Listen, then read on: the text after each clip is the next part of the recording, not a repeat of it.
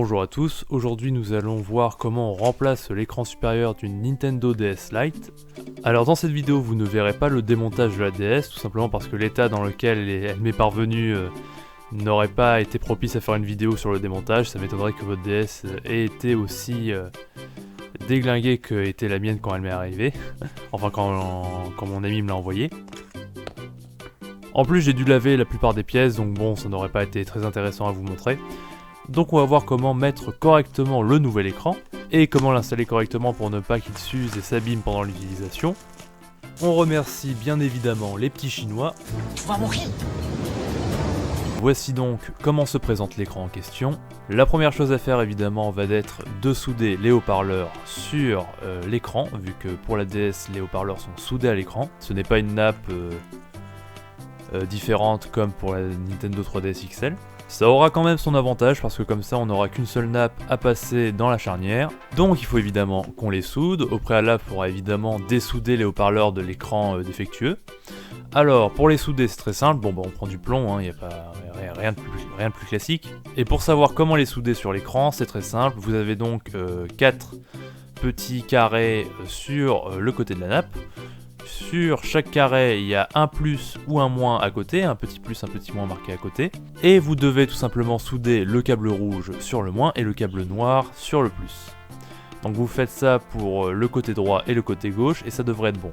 A noter que vous devrez souder le haut-parleur avec les câbles longs sur le côté droit, vu que c'est celui qui ira de l'autre côté.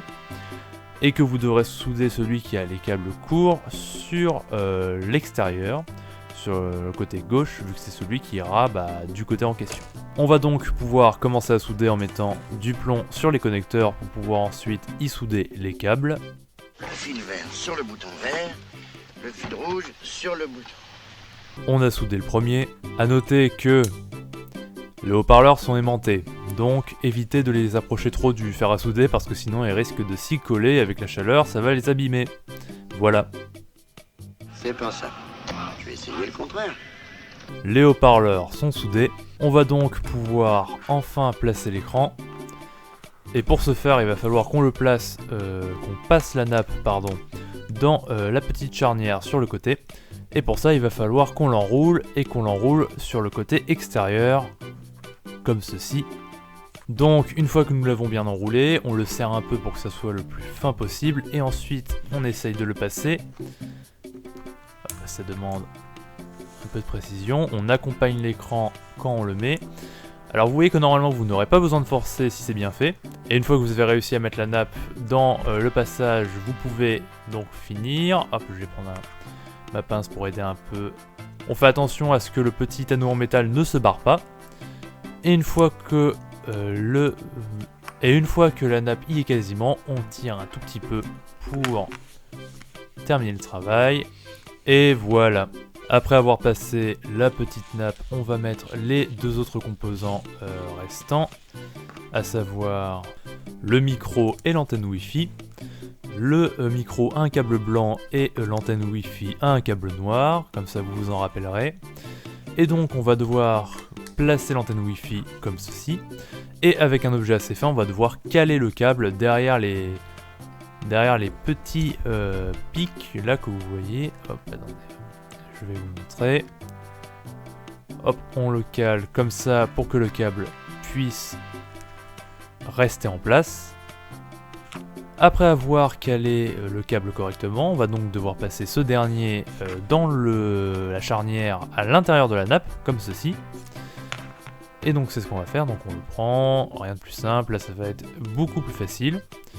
On le passe, on tire, et quand ça commence à bloquer, on évite de trop forcer, et on va à la place le pousser, comme ceci, et vous voyez, hop, normalement c'est censé faire comme ça. Ensuite on fait pareil avec le micro, donc on le place dans la petite cavité juste ici, et on passe directement le câble, normalement ça devrait être plus simple. Ensuite, quand on l'a placé, on va devoir là aussi le caler pour éviter qu'il gêne l'écran par la suite.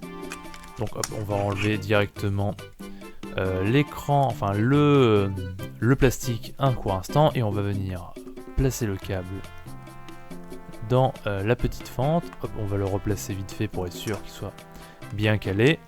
Hop, maintenant qu'on l'a fait, on peut le remettre. Et du coup ensuite on va devoir s'occuper du haut-parleur. Donc pour le haut-parleur avec les câbles longs, celui qui va aller de l'autre côté. On le prend, on le place devant l'écran et on le ramène sous la nappe pour pas qu'il passe, pour pas qu'il soit écrasé sous l'écran. Donc hop, on peut déjà commencer à placer celui-là. On place donc l'écran en s'assurant que le câble du haut-parleur ne soit pas en dessous. Voilà. Donc hop, on essaye comme ça de caler le câble sur le petit embout qu'il y a à l'autre bout. Et on essaye de serrer le câble au plus possible pour qu'il ne dérange pas, parce qu'après on va replacer le capot. Donc pour replacer le capot, c'est très simple, il y a des petits crans comme vous voyez sur les côtés. C'est-à-dire que vous allez devoir le placer en avant, appuyer et ensuite seulement le faire revenir vers la charnière. Hop, donc vous pouvez voir aussi que les petits crans sont présents juste ici. Donc je vais vous montrer comment on replace le capot. Alors important à noter, il ne faut pas forcer comme un malade parce que sinon ça pourrait abîmer l'écran en question. Donc du coup on va faire ça dans l'ordre, c'est-à-dire qu'on va d'abord prendre le capot, hop, on s'assure juste qu'il n'y a rien qui gêne et qu'on a tout bien fait avant de le remettre. Ensuite on va le mettre en avant, hop, on va essayer de le mettre suffisamment en avant pour que l'écran puisse être enfoncé sans qu'il soit gêné. Hop, on appuie. Pour l'instant on appuie juste pour que ça puisse hop, s'aplatir comme ceci. Et une fois qu'on est bien sûr que tout est bien aplati, que tous les crans sont bien abaissés, c'est seulement après qu'on va venir ramener l'écran en appuyant de cette manière, en utilisant les petits bouts sur les côtés et en appuyant comme ceci pour ramener le tout. Et voilà, vous voyez qu'il n'y a pas de jour, j'ai pas eu besoin de forcer énormément. Donc pour voir si vous l'avez fait correctement, on regarde déjà s'il n'y a pas de jour. Et ensuite on vient retourner l'écran pour voir si les trous des vis sont bel et bien alignés. Et si c'est le cas, ça veut dire que vous l'avez bien fait. Nous allons donc hop, visser tout cela. Donc on reprend les 4 petites vis avec nous. Et on visse le tout. Alors on force pas trop non plus pour éviter que ça abîme le plastique. D'ailleurs vous pouvez voir à la taille de cette vis que les vis et les pièces en général sont très petites. Donc c'est pour ça qu'il faut que vous fassiez attention et que vous les rangez au fur et à mesure que vous la démontez.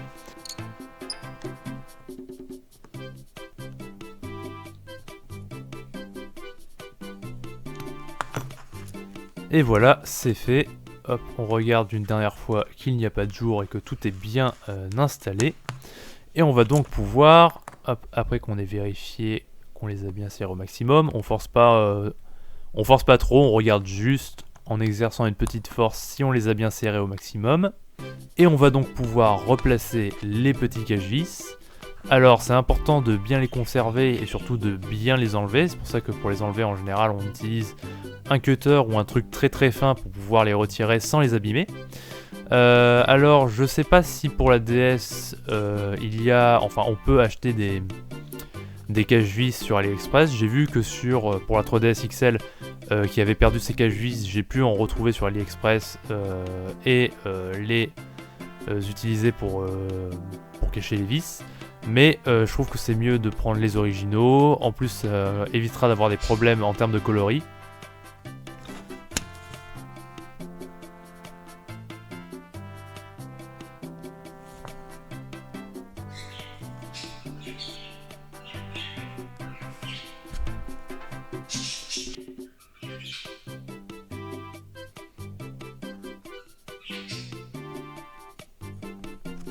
Hop, je ne saurais pas si vous le verrez à la caméra, mais vous pouvez voir l'âge de la console rien qu'à la crasse qu'il y a sur le petit cache-vis.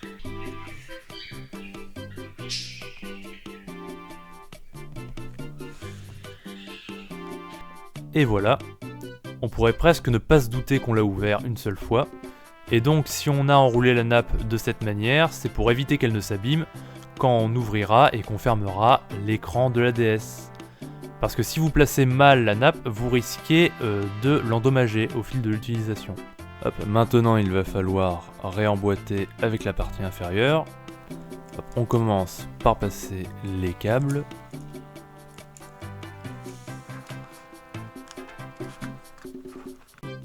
Donc pour passer la nappe, ce qu'on va faire, c'est que vu que c'est un peu large, on va légèrement venir la tordre sur le côté, comme ceci. Comme ça sera plus facile de la faire passer dans la fente.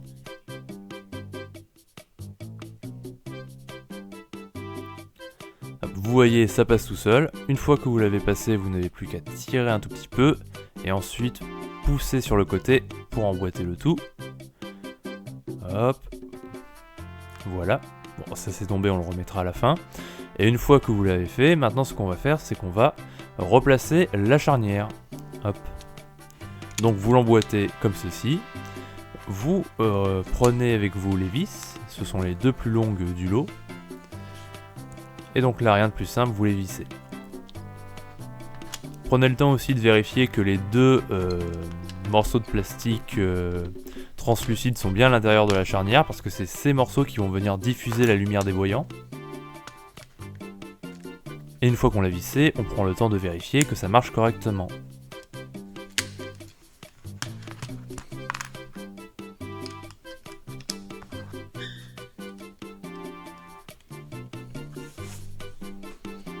On va donc pouvoir replacer la carte mère.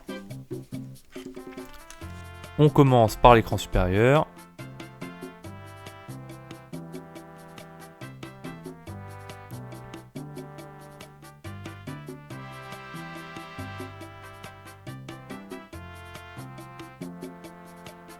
Une fois que c'est fait, on la place comme ceci. Nous allons donc commencer par prendre le câble noir, donc le câble de l'antenne Wi-Fi, et on va devoir la passer sous le port de cartouche. Donc vous la mettez à plat comme ceci pour que ça passe mieux. Et après quelques minutes de galère, vous arrivez à la passer de l'autre côté. Ensuite, vous la clipsez sur la carte Wi-Fi, et ensuite vous clipsez la carte Wi-Fi sur la carte mère.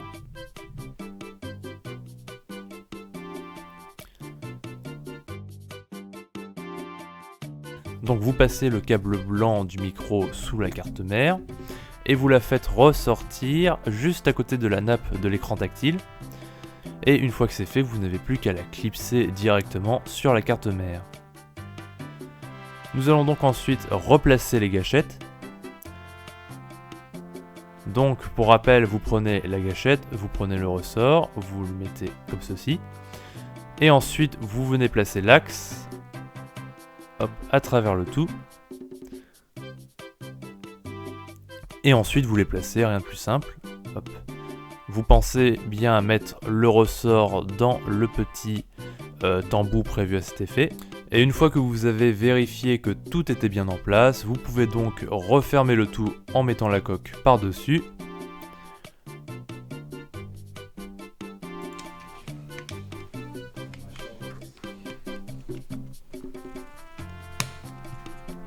Ensuite, vous pouvez revisser le tout. A noter que l'ADS a également des vis en forme d'étoile, donc il vous faudra un tournevis pour les visser et dévisser, les fameuses vis Nintendo, mais bon, si vous l'avez démonté, c'est que vous en avez déjà un.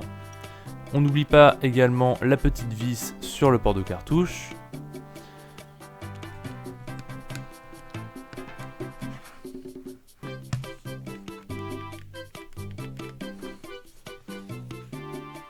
Et une fois que vous avez replacé toutes les vis, vous pouvez replacer la batterie, remettre le cache par-dessus et le visser.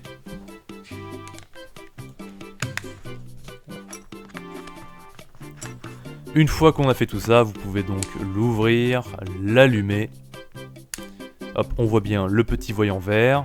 Les deux écrans marchent parfaitement. Ensuite, vous devrez configurer la DS. Et vous vous retrouvez avec une DS enfin réparée et qui marche à nouveau. Merci d'avoir regardé la vidéo et à la prochaine.